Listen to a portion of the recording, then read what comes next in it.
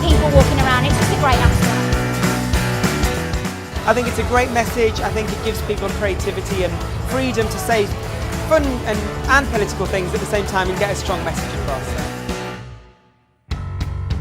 Going to my first Pride quite a few years ago, it was a very different experience.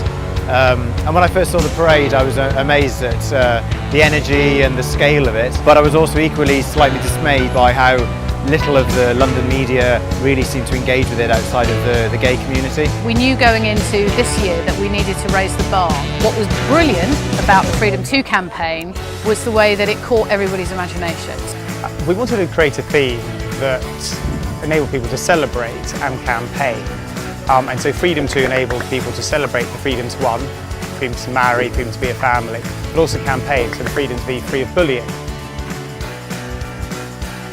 I think Freedom 2 is a stroke of genius because it allows people to express whatever they want using that hashtag. The way in which it was done, and you could contribute your own thing as well. You didn't have to do it through proper channels. You could just literally just take a picture of yourself, whatever the board was, and it gave people a lot more freedom to talk about what Pride actually means to them. It allowed anybody, whoever they are, whether they're part of the LGBT community or not, to be a part of Pride.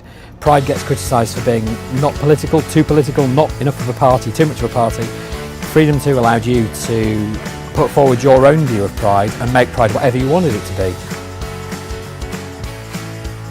When the ad campaign went live, it was really interesting to see that the momentum we'd built up around the Freedom 2 campaign just went even further because people were seeing the Freedom 2 campaign outside work, outside home, on buses, on the tube, and they were engaging in it. They were taking pictures of it, they were tweeting themselves in front of buses, and it just took it even further than it already had.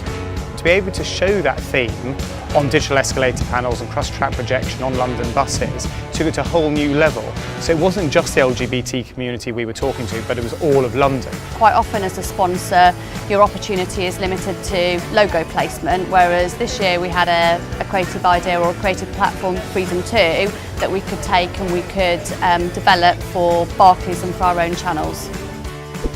Being here in the heart of London in Trafalgar Square just offers an absolute opportunity like no other.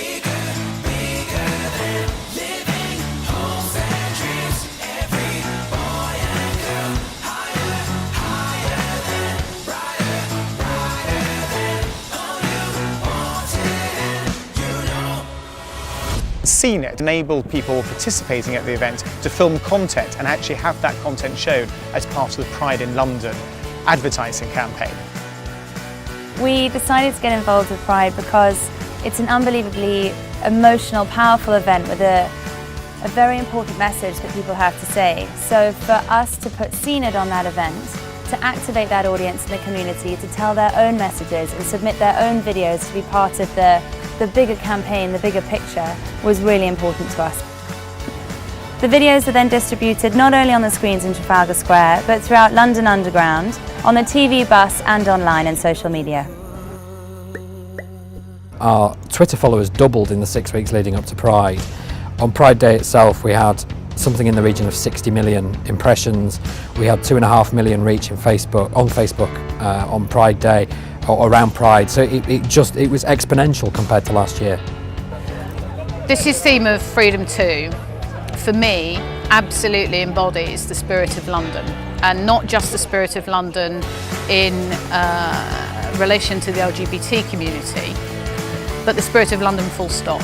There are a number of firsts for Pride. The first would be the ad campaign. This is the first time an ad campaign has ever been held by Pride. And there's a first in terms of sponsors. This is the first time that Pride has ever attracted this number of sponsors on this calibre, on this level. It is about freedom. Freedom of choice, freedom about who you are, who you want to love, how you want to dress, who you want to be. Freedom to be proud of your sexuality. And my freedom too is to be treated without prejudice. Freedom to love. Freedom to, yes, what did I say? Freedom to be yourself, I think I said, yeah. Yes, great. Do you know what? Just freedom to be me, and I think that's all we want. I think the coolest thing you can be is yourself.